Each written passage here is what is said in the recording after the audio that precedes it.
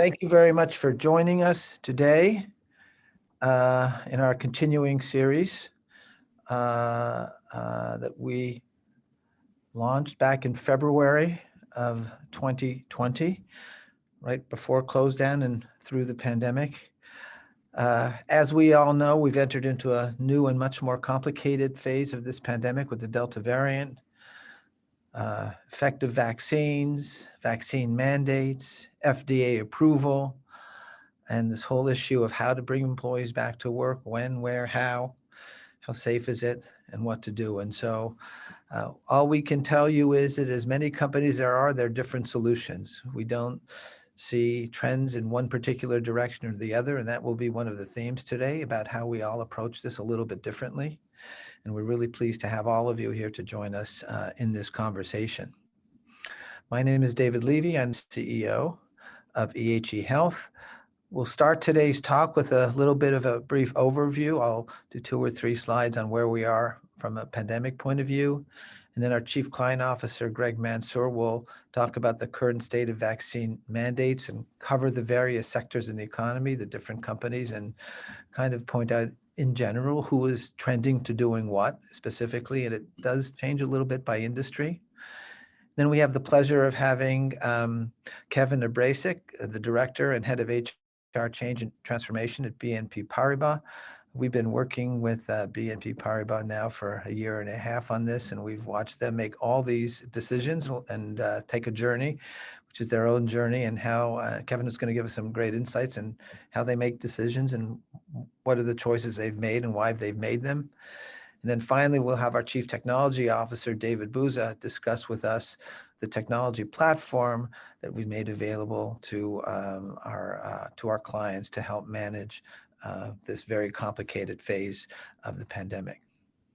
As usual, we do not use a whole hour to talk at you. We generally make presentations for about 30 to 40 minutes, and then we reserve adequate time at the end for questions. I will be fielding all of the questions. Just type them in the question box, and then I'll be directing them. I will either answer myself or direct them to some of the panelists, to one of the panelists or more of the panelists. So let's start with a little bit of a review. We are now at close to 40 million cases in the US with over 600,000 deaths. It's a terrible, terrible, terrible toll. 4.25 million deaths in the world with over 200 million cases in the world. And really, despite the onset of vaccines and immunization, we are going to be facing ongoing cases and deaths until we bring the immunization levels up substantially around the world for some time to come. In perspective, I think it's important to appreciate that we're probably not just at the beginning of another acute phase of this epidemic, this pandemic, but we're likely moving into an extended period of what epidemiologists call endemicity, meaning that this thing is going to be bouncing around in one way, shape, or form for the next few years. And we have always felt that, and we have always counseled our clients to think about what managing endemicity really looks like. Some parts of the world, in the lower left graph, you'll see some parts of the world have recovered more than others. The world where there's vaccines seems to have been done and moved ahead is doing better than the world without vaccines. And we really do need to appreciate that since we are all living in an interconnected economy, it's obviously of huge importance that the global vaccination effort continue. This really is now with the Delta variant pandemic of the unvaccinated, and certainly notwithstanding breakthrough infections, the truth is that the mortality has stayed fairly low for vaccinated folks. You can see that in the middle. The deaths per million have really gone way up with the Delta variant, but has stayed fairly low in counties in the US where there are low vaccination rates. On the right, you'll see, and we can just watch the news every day, hospitals are filling up, and particularly in states where there are low vaccination rates. And it should be of no surprise in the bottom middle that folks who are vaccinated do feel far safer and relieved and feeling better about life in general. And as a preventive health company, we do like to remind all of our clients, and people sometimes forget this, is that many, many people in the past year and a half have put off preventive health activity, cancer screening, cardiovascular screening, and even for children that are not part of our program in general, we've seen dramatic reductions in traditional immunizations, even for school measles, mumps, rubella. So this pandemic has not only affected the way we live and our economy, but also how we've been taking care of our health, and a lot has been put off. I felt it was important to show this slide, and I'm not just biased because I am a New Yorker and I'm now in Midtown Manhattan, but people talk about this pandemic and talk about this Delta variant and the pandemic of unvaccinated folks, kind of in a big macro. And we see all these political arguments on red states and blue states and stuff, and what's the obligations of people to get vaccinated and the like. But I look at this data every day, and this is really these zip codes in New York. And if anybody thinks that this is a macro problem, I'd say, sure, it's a macro problem. But this is these three maps are really instructive. On the left-hand side, by the way, these are the 5 what we call boroughs of New York. The bottom left is Staten Island. The mid-center is Manhattan, north of that is the Bronx, and then the big right part on the right is divided between, and the lower left of that is Brooklyn, and then there's Queens. Look at the immunization rates, which are the darker, the more immunized on the very left-hand column. And I want to just remind folks, this is by zip code. And then look at the middle graph and look at where the cases are occurring in New York City. These things can be overlapped almost identically, that where there is low vaccination, there are high cases, and vice versa. And then just look to the right, further right, and you can see where the hospitalizations are. And the reason I bring this up is that, as my kids would say, this is not rocket surgery. This is really obvious. And this is not a macro state or a macro county view. This is about your neighborhood. And I say this a lot because for all of those people who are on the fence about immunization, about getting vaccinated or not, and if you're on the fence, do it for your neighbor, because it really is all about your neighbors and about your communities. That's the level at which the protection is afforded with respect to the vaccine, and the vulnerability which is left exposed for people who don't get vaccines. Not even city by city. This is zip code by zip code. And I cannot stress this enough. And I would say that there's an analogy with respect to companies and where your sites are, that everything that you do locally has very big, with respect to immunization, is very important to all of the people who live in any particular small spot, whether that be a city block or whether that be a neighborhood or a zip code. And lastly, I want to remind people that these vaccines work. We were spoiled at the outset of these studies from Pfizer and Moderna. There was a 95% efficacy. And frankly, we haven't seen that kind of efficacy except in childhood immunization, for example, things like measles and mumps, where there's, live attenuated viruses. This was an unbelievably great accomplishment of science. And and the bar became very high. The endpoint of the studies, though, was never whether you could actually get it symptomatically or not symptomatically. The real endpoint of these studies was mortality and hospitalization and mortality. And as you can see, as you move from Pfizer, Moderna, and J&J, you move along the right, you'll be able to see that some of the variants, particularly the beta variant, where the data is good, had lower effectiveness with respect to infection. The fact of the matter is that protection for hospitalization and death has remained very, very high. Now, the Delta variant isn't in here because we still don't know what the reduction is in terms of protection from the vaccine from non-fatal or non-serious infection. And it appears that it's waning, which is why we have a third dose coming on. But I cannot stress this enough. Very unlikely that you're going to land up in the hospital or die if you've had a vaccine. And this is what we're seeing all over the country. Less than 1% of less than 5% of hospitalizations and almost no deaths are today in the hospital in the U.S. That come from vaccinated folks. And so we really need to start thinking about this pandemic, this coronavirus or variant thereof bouncing around. And it's all about how to get back to normal living with these ups and downs. And although we see more contagious variants replacing the ecosystem of the less contagious variants, which is exactly what Delta has done. And there's a big debate in the scientific community. Can there even be a more contagious one that can replace Delta? The fact of the matter is we're going to be dealing with coronavirus around the world probably for several years to come, and likely be in a mode where we're going to be having to check for people's vaccine status or immunity status, and certainly boosters as we've begun to see. So we're in this probably for the medium haul, at least, and I think that that's a good context to set for how employers start to think about bringing their workforce back to getting back to optimally productive and getting the economy back moving again. So with that, I'm going to introduce Greg Mansur to talk about the current state of vaccine mandates. Thank you very much, Greg. It's all yours. Thanks, David. And thanks everyone for joining today. Good to be with you all. So I think before I get into where we're at with vaccine mandates specifically, I just wanted to maybe do a little bit of a review where we've been over the last year plus with this pandemic.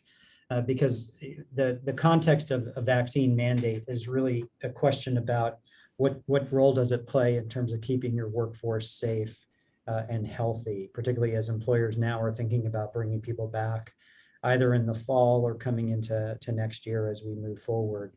So if you look at where the pandemic started for us all going back to March of last year, a lot of the measures that we're taking initially were really focused on the physical access types of dimensions, where there were office workers, doing lockdowns, really trying to curtail the population that was on site in any given location, incorporating, techniques like social distancing and masking, putting up physical barriers, all of those types of tactics as a way to really mitigate against the spread of COVID. And the like. As the year progressed, we started to see testing really take hold, and a lot of employers incorporate testing as a way to help keep the people that were safe and needing to be back on site, whether it was essential workers or the office part of the workforce that was starting to come back in, have access to testing to make sure they weren't positive. As many of you know, COVID is a disease that spreads asymptomatically. Just testing for symptoms or a fever alone is not really going to tell you whether someone has COVID. So that's why testing played such a critical role for employers. And now we're in the era of vaccines being another tool here to have in our quiver.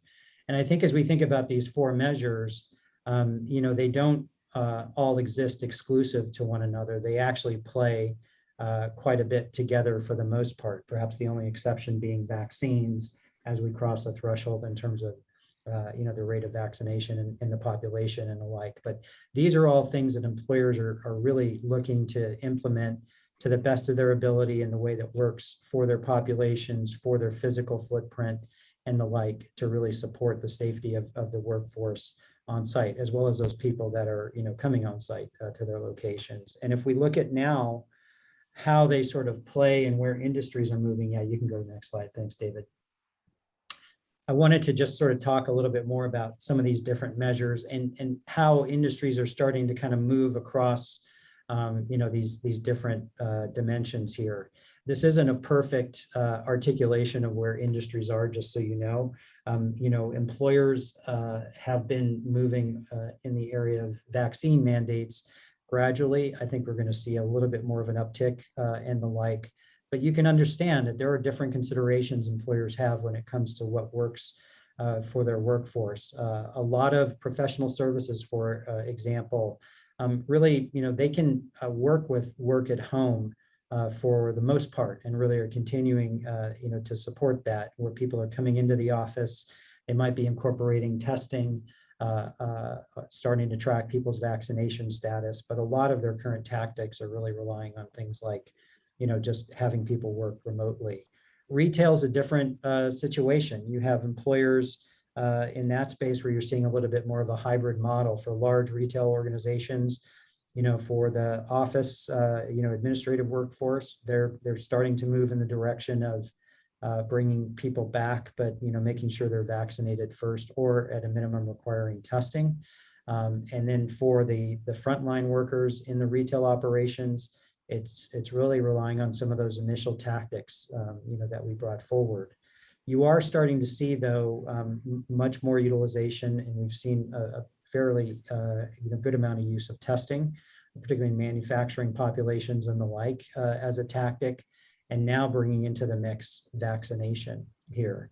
And vaccine mandates, I want to spend a little time and talk about this, because a mandate for one employer is not necessarily the mandate for another employer. There clearly has been growing interest over the year around the use and application of mandates by employers. For those that haven't seen it yet, one of the law firms, Littler Mendelson, actually published a survey. I think it came out yesterday, just talking about the adoption and use of vaccine mandates in the employer population. And I think they cited at the beginning of the year the interest and application was pretty low, and now it's approaching 50% of employers thinking about vaccine mandates in different ways. Inside that study, and even just in our own understanding of where employers are, you're seeing differences across industries. Healthcare and higher education, for example, really being much more on the aggressive end of the scale in terms of who needs to be mandated and what the implications, consequences are for not being mandated. In the case of higher education, students not being able to come on campus or even enroll. In the case of healthcare, I saw a report, over 1,000 healthcare institutions across the country now have implemented some type of mandate around vaccination for their workforce. But other industries like financial services, technology, entertainment, doing it in different ways, where they're using perhaps a model that's saying, if you want to come into the office, the only way you can do so is to be vaccinated, but otherwise you can continue to work at home. That's a softer approach to a mandate than what some of the hospital systems are doing, and even like we've done here at EHE, where we're requiring all of our workforce to be vaccinated at a certain point.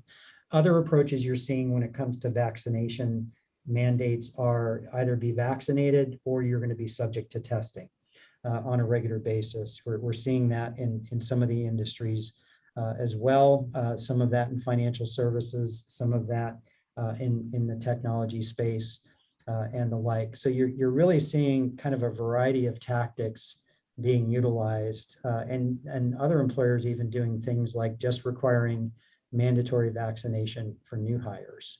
So, the role of vaccine mandates really varies in the industry is the kind of key message to take away from this here. I think every employer is figuring out what works best for them. They're trying to navigate a lot of logistical dynamics as part of that process. But at the same time, they're really trying to keep their focus on keeping people safe when they're on site at their physical work locations. And so with that, I think it'd be good to just talk a little bit about how one of our clients, BNP here, has been evolving over the course of this pandemic, across these various measures. So Kevin, really appreciate you taking the time to be with us here today. Maybe before we get into what you guys have been doing, you can just give a brief overview of BNP and what kind of organization you are and the like for our audience. Sure. Thanks, Greg. And thanks for having me here today.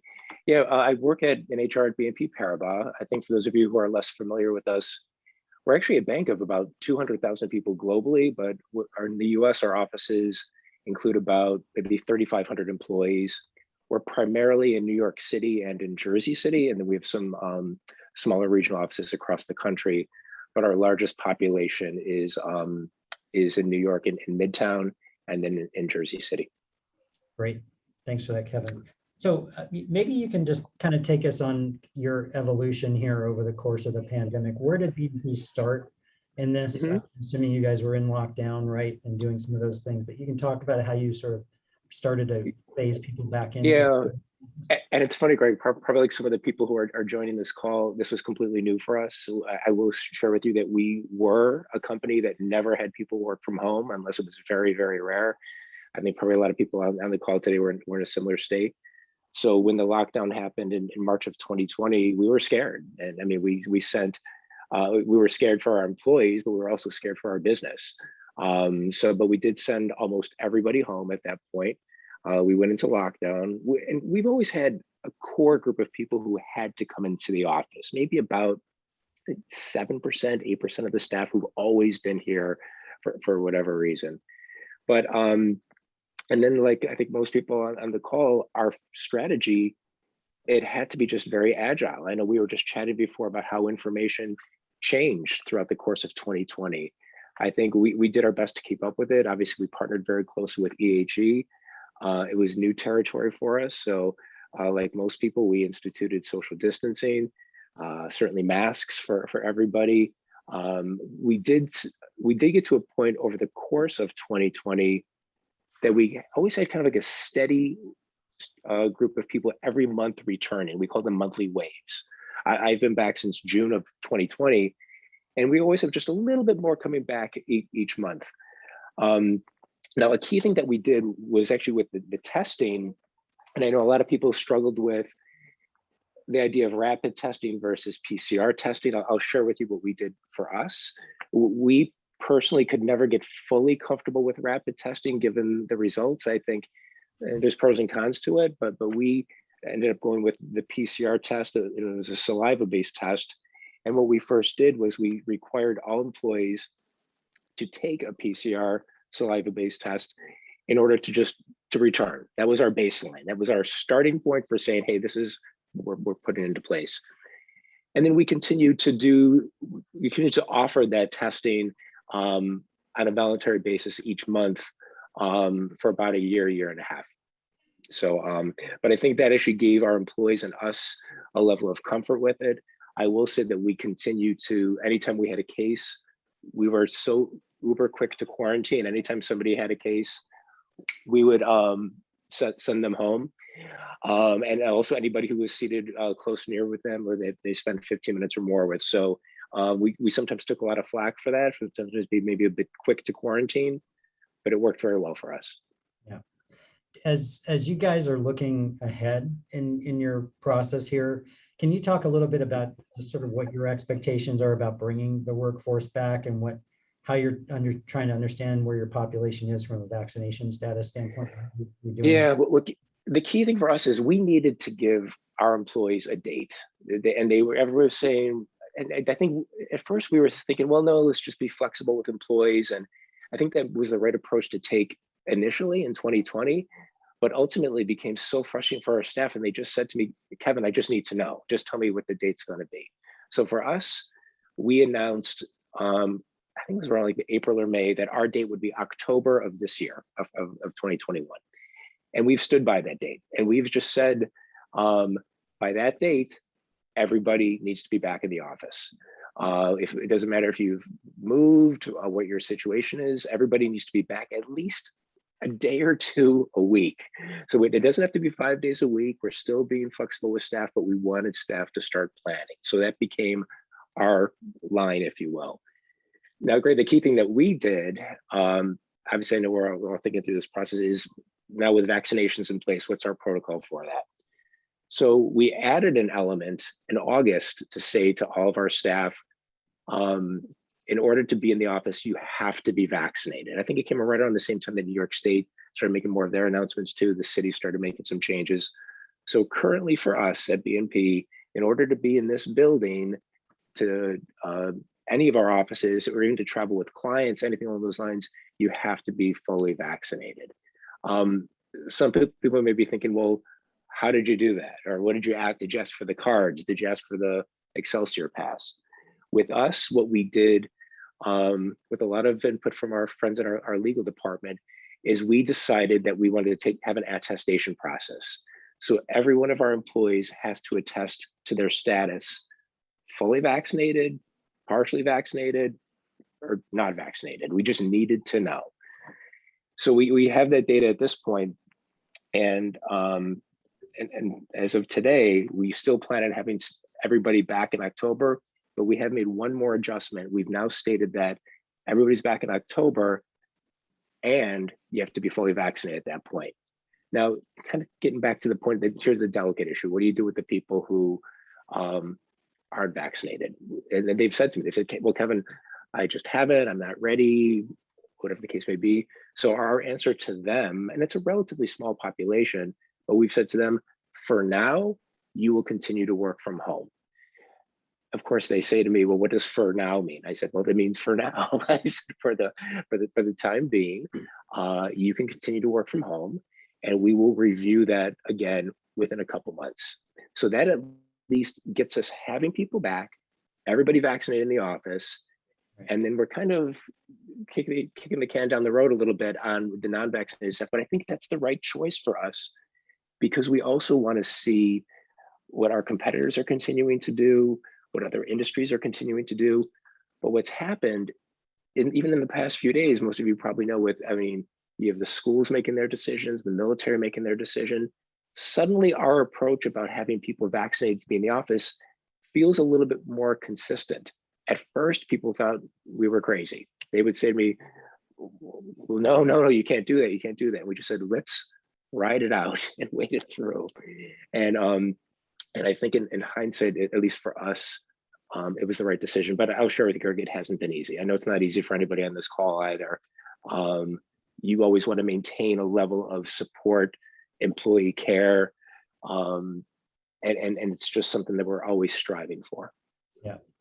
It's interesting though, Kevin, I think I appreciate you saying what you just did, because it's very clear employers play a key role in helping to get the population vaccinated. And, these types of things are really important to just sort of move people along. And I think the point you were just making about, as more and more employers do this, it creates a little bit more pressure. We know there's some folks that are, going to resist for whatever reasons, but there's I think a lot of folks are starting to come to grips with it. And certainly now with FDA approval coming forward with Pfizer, hopefully soon with Moderna and J&J, we'll see some more, approvals come along. That should help kind of move people down that pathway. So appreciate you sharing what you guys have been doing here.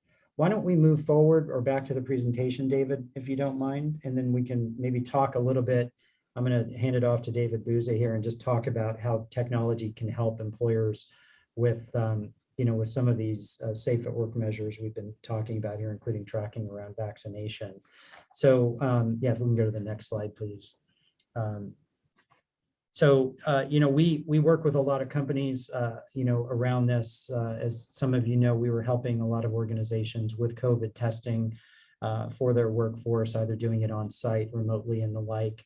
What was key in the delivery of that capability was being able to help employers understand the status of the population that they needed to track for testing. And we're starting to see the employer interest and curiosity around the vaccination status of their workforce, start to take hold. And for those employers that are using those combination of, measures we were talking about earlier, particularly the combination of testing and tracking vaccination status, being able to do that and understand that information in an integrated fashion, I think is really important here. And certainly having the flexibility to address the different ways an employer might want to verify vaccination status. David Buza is going to talk through, some of those examples here in a second. But there's a complicated process involved here. It's like who do you want to be subject to a particular vaccine requirement? I talked through some of the examples a couple slides ago around that. What is the time frame for getting people to be compliant with that? In some cases, as we talk with companies, the vaccination requirement that they might have to be present on site is not limited to just the physical employees. Some companies have contractors, other workforce members that are part of their experience, and even certainly visitors and the like. So a lot of just complicating dynamics around this. as well as just working through situations that could pertain to exemptions, medical exemptions, religious exemptions, and tracking that and being able to work with that. So, I think the key point we're really trying to highlight here is that process that you have around this really needs to have a certain agility to it, to be able to support the tracking of your population, make people feel safe at work, and that they trust, the process you as an employer are taking you through. So maybe David Buza, if you wouldn't mind, talk through a little bit more about some of the tactics that are involved here. Yeah, absolutely. Thank you, Greg. So as we've been, thinking about and talking to employers, working through this process, and it was great hearing Kevin describe some of the steps and decisions that they've made through this. What's clear is as they're thinking through their vaccination policies, a key component of that is how does that get implemented? How are we going to manage it? How are we going to implement it? And do it in a way that is secure, it's efficient, and is something that's going to be compliant with our goals and the rules around some of these pieces. So what we've seen is, clearly developing that policy, communicating that clearly out to your workforce, and we obviously see it as really important to have a digital process that brings that all together, because there's far too much opportunity for spreadsheets and pictures of vaccination cards and other things to really sort of gum up the process and create a lot of work. And I think probably the most important thing here is really the idea that full transparency into where the workforce is at, how they're moving through that process, whether they've confirmed their vaccination status, whether they're maybe seeking an exemption on medical or religious grounds, or some workforces, as Greg mentioned, have a testing program where if you're not vaccinated, then you're subject to some testing, and keeping those pieces together in a coordinated way really becomes complex. So that's where we think technology comes in, and where we've supported some of our clients has really been around a monitoring program and a dashboard that allows that kind of full visibility into that, where the workforce is at. And David, if you go on to the next slide, it'll show sort of a picture of this, and it's really an extension of what we've done for clients like BNP in our Safe at Work program, where there was so much that we were doing around testing. We've layered into that the ability for us to capture vaccination status. And one of the things that we're uniquely able to do is through our role as a provider, we're able to access the state registry information and validate the vaccination status of an employee with their consent, and do that in a way that does not require anyone sharing details from their card. Doesn't require imaging or scanning of these cards or having those things floating around via email or things of that nature. So that's been a very key component of the process. But I think most important is really being able to put all of that on one page, so that an employer can see how people are moving through the process, where our people are coming out in terms of either vaccination, testing, or an exemption, and then how that affects their population. David was mentioning earlier, this really affects the individual communities where you're located. So there's the ability for you to get visibility on that as well.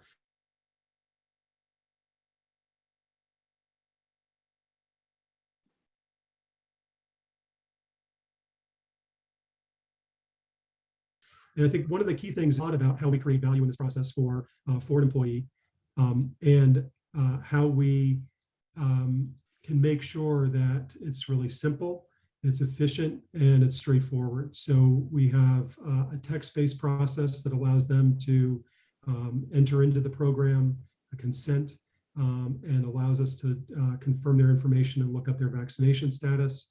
We also give them the ability to access a card that they can download to their mobile wallet that gives them evidence of their vaccination status that they can use out in the community.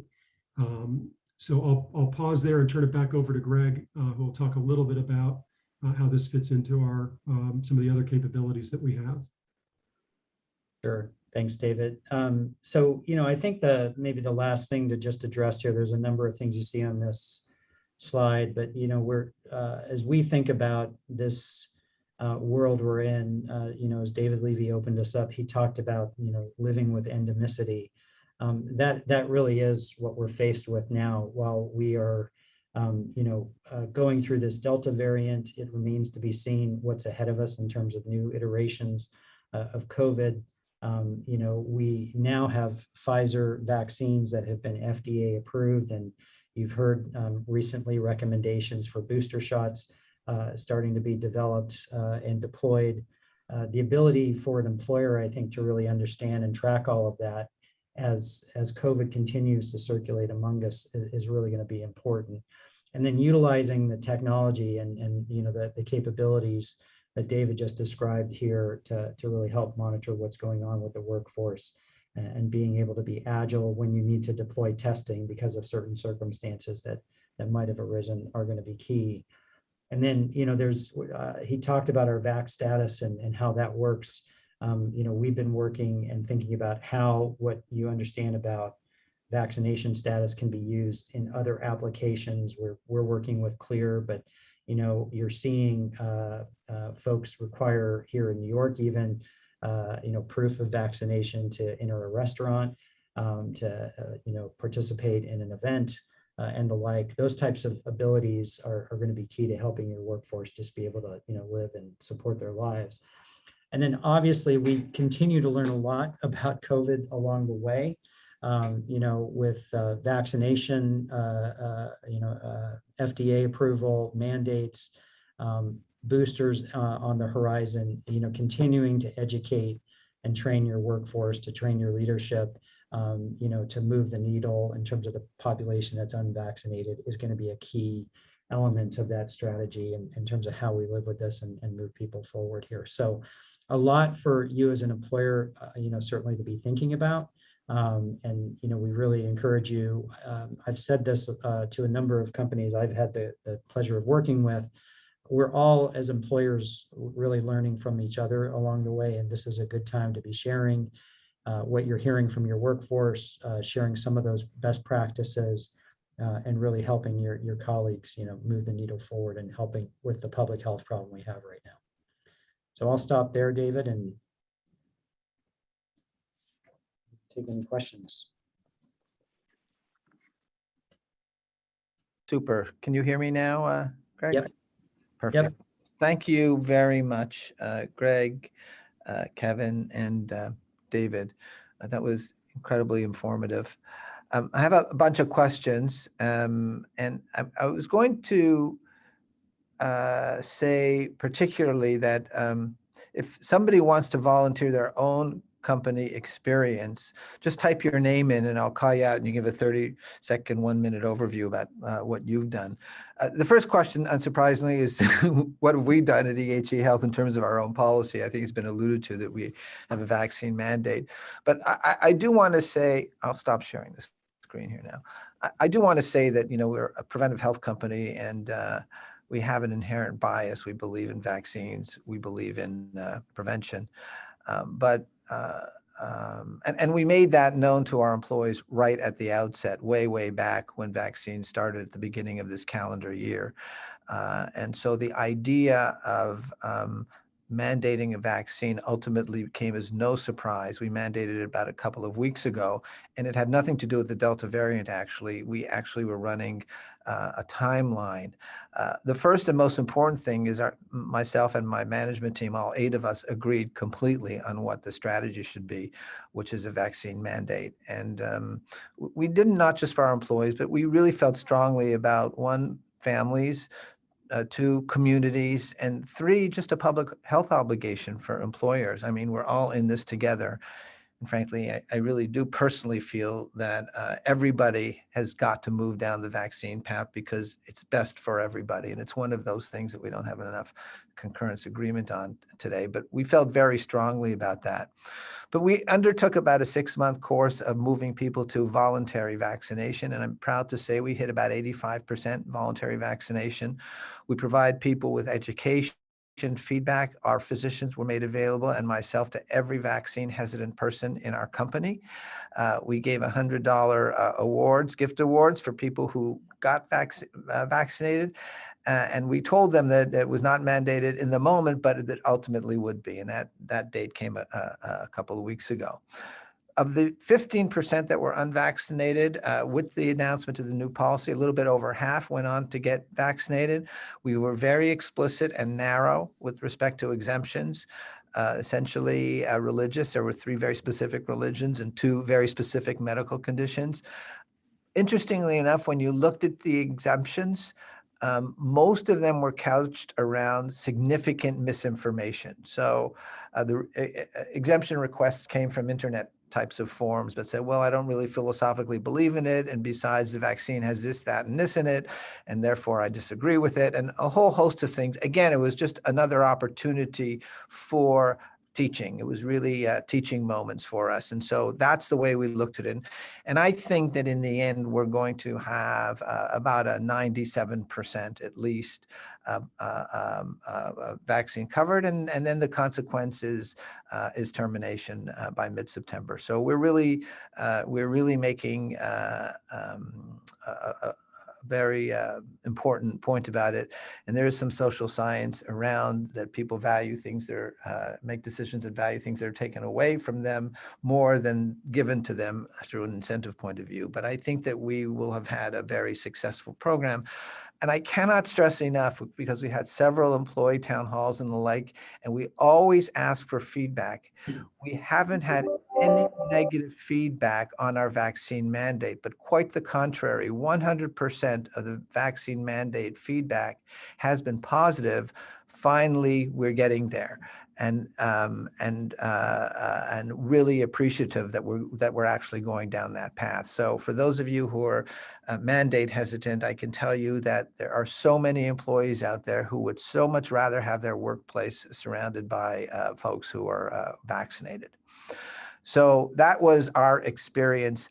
I think before I go into other questions, I just wanted to make sure Greg covered off one thing here, which is this idea of vulnerability with respect to the Delta variant, even though you're vaccinated, and the impact of that and testing in the work site. This comes up all the time. There is a question here, will EHE provide on-site testing? I was previously told that this was not being done anymore, but just wanted to see if EHE will do so. So that's one of the questions, and I think you can address this whole situation about testing, the variant, and the like. Yeah, the answer to the question about doing on-site testing, we are doing it selectively for clients. Obviously there's just logistics and labor involved in deploying on that. So to the individual that posed that question, I would just encourage you to talk with your contact here at EHE, or you can reach out to me directly, and we can talk about if that's something we can help support for you. If not, we've worked with a lot of different parties in this space and are always happy to recommend others who might be a better fit. So I think that's that. With respect to the Delta variant and the like, what I would say to that, and David, you're certainly more than welcome to kind of weigh in here. I will tell you just this, the observation I have is we were seeing quite a decline in the utilization of testing across the employers we were doing it with. And we were actually expecting that. That's what a rational person would have expected as we get more people vaccinated and the like. But clearly with the variant, coming back online, we have seen greater interest in testing, and people even that have been vaccinated wanting to understand, if they've been exposed. Part of the reason for that is, less, I think, about those people worried about themselves getting COVID, because David pointed out some data earlier, around how it really does protect you against hospitalization as well as death. But I think part of the interest that's coming back is because people do want to avoid this transmissibility issue, and avoid obviously exposing colleagues who might be at work to the virus. Even if they are vaccinated, spreading it, you can bring it back home to someone who might be immune compromised or unvaccinated and the like. So we are seeing that, and there are some applications, I think, for testing in the current state, and will continue to be so for a while here. David, was there anything you wanted me to add to that, or you want to? So I just think the issue of children at home has become a big issue for employers, and this idea of being able to asymptomatically have the virus, and then whether you mask or not, and what that really means for your children under the age of 12 at home, it's a big issue, and it's not an issue that's going to be going away. The next question I have is for Kevin. Could you talk about anything you've been hearing from your employees around their concerns about the returning to the office? The key thing we're hearing from employees, it's less and less about the vaccinations. I think there's almost a certain level of acceptance that that's what our policy is going to be. So it's kind of shifted away from that. I think probably two things. I mean, most popular question I get is from parents, much like you were both mentioning, Dr. Levy and Greg, about people saying, well, how do I know that I'm not going to bring it home to my kids? So, and because of that concern, that's why we continue to focus on, I mean, I will call people out if they're not wearing their mask or if they're sitting too close, whatever the case may be. So I think the big concern has been from parents, rightfully so. And the other one has actually been about their commute. Since, I mean, we're in New York City, many people take public transportation. I think that tends to have people extra nervous. I mean, I think they know that when they come into our building, it's about as clean as it can be. Everybody's vaccinated, but they're worried about how do they get from home to here. So we've been flexible with staff too, saying things like you come in a little earlier, come in a little later. So we really work with them as much as we can, because I think there's some things that are within our control, i.e. in the building, and the things that aren't, there's only so much we can do in that regard. But I think those are the biggie, they're the key ones that come to us. That's great, Kevin. What we did here at EHE, we separated out the issue of return to work from the vaccine very explicitly. We found, particularly in the spring, there was a lot of there were a lot of mental health issues with respect to getting people out of the house again. So we created events, outdoor events, and then indoor events, and we carefully tried to move people. We hired a mental health group very specifically to deal with this problem. And so we have maintained a flexible return to work program, and we will continue to do so anyway from a day to 5 days a week, depending on the manager. But we have moved that away from the consideration of vaccines, because we went very deliberately to a mandated vaccine program. We wanted to keep those issues separate. And I know we're still in the summer, and I know there's issues with respect to coming back to work in the fall, but some of this at least has much more to do with other mental health issues and being isolated for so long, social issues, that I think employers need to keep their eye on.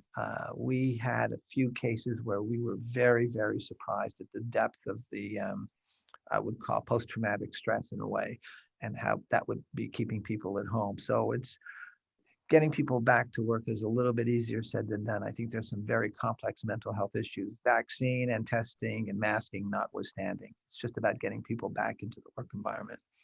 Dr. Levy, can I maybe just add one quick point to that, just because I see it here too? With people coming back too, just a couple of quick tips.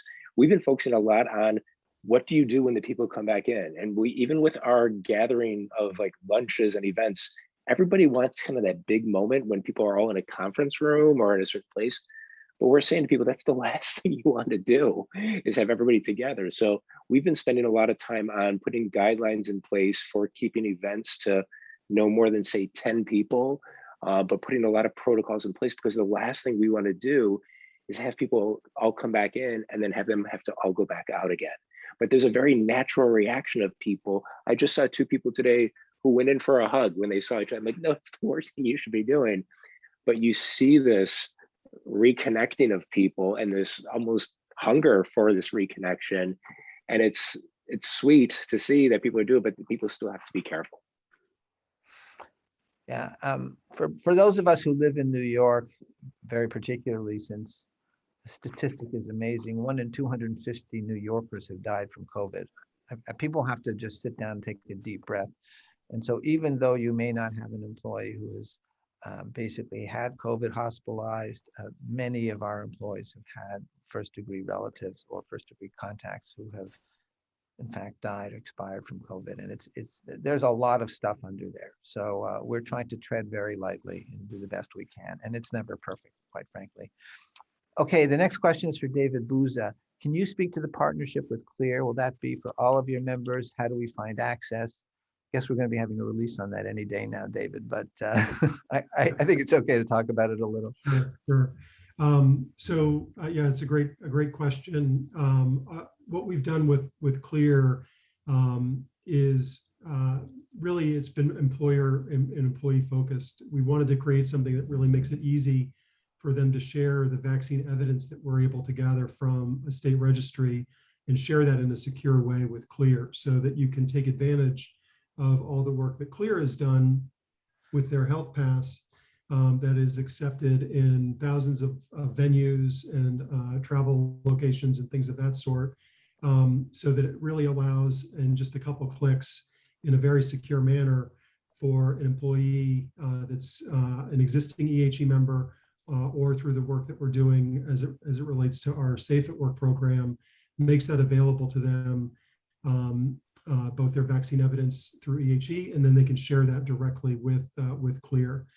So it is something that's available to all of our existing EHE members in our business, and it's something that we're making available as well for the partners where we're engaged in their Safe at Work efforts around vaccination.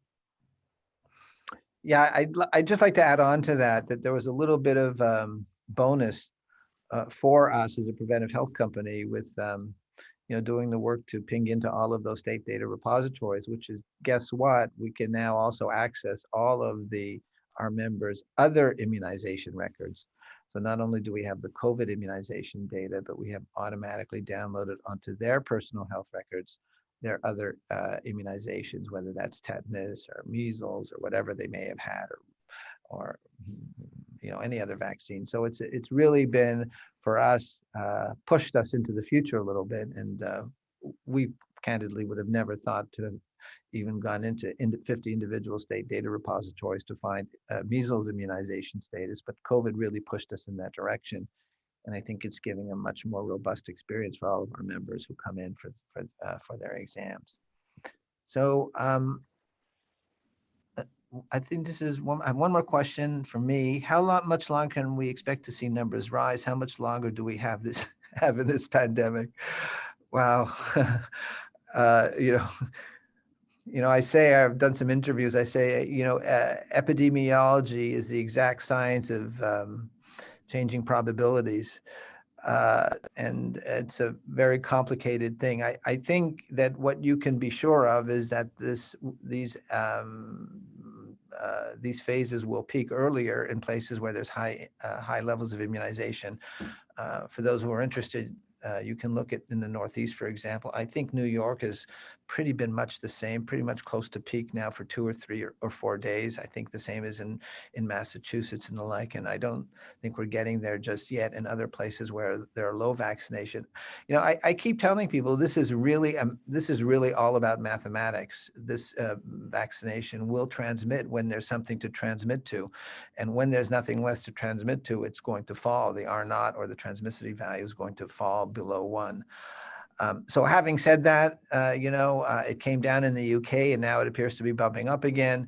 There's some issues in Israel. However, in India, it spontaneously came down much faster than they implemented immunization. So there's a lot of things still unknown.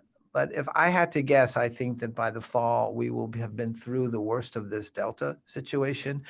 And by that time, particularly in highly immunized populations, the combination of vaccine status with natural immunity from having contacted diseases will probably have most of our communities in the north of 80 to 90% kind of herd immunity status. It's hard to imagine in New York, where I think something like 60% of the people have vaccines, that there's probably not another third out there, the remaining 40, at least, who've had encountered. So we're already up to the high 70s probably. And so I think, when you just look at the math of this, most people will have had a contact, I think, by the fall, and will have rendered and will have some sort of immunity. And notwithstanding a new variant that can kind of find its way around the vaccine immunization, which frankly, many people feel would more unlikely than likely. I hopefully think that by the early fall, we'll be through the worst of it. And then, of course, I'm very optimistic once we move from below the age of 12 to over 6 immunization for kids, and then hopefully under the age of 6, that we'll get to really close to full vaccine coverage. So we're really through a really complicated phase, but I am cautiously optimistic. And I think that well-managed communities, well-managed employer sites can that take into consideration the vaccine, getting people vaccinating, testing as appropriate, paying close attention to what's going on in the community. I think we can safely manage our way through this, and I personally don't anticipate any more lockdowns and the like. Even I can say, just to finish off, it's 1 minute before, I was one of many, many thousands of people who, with my colleague Greg Mansur and our spouses, attended the New York City concert live in Central Park until Barry Manilow was interrupted by a lightning storm. But there were tens of thousands of people there, and everybody was fully immunized. And one did get a sense of life coming back to a little bit normal. It wasn't, one of these. People felt comfortable and safe the way it was handled, and I think we can see ourselves into that environment, I think, in the coming months, notwithstanding this situation. And I think that the FDA approval of Pfizer will just accelerate that, together with the recommendations for boosters. So we're right at the top of the hour. I think that was the last question. Really great to have participated in this. I really thank Kevin. BNP Paribas has been a great relationship and client with us. We've learned a lot from all of you, as we do from all of our clients. We don't invent things in a conference room, and Kevin and the team have been phenomenal at BNP Paribas. And thanks, Greg and David. Of course, we are always available, myself, Greg, David, to answer any further questions. So feel free by email or any way to reach out to us. Thank you all very much. It was great to participate. Thank you, and stay healthy.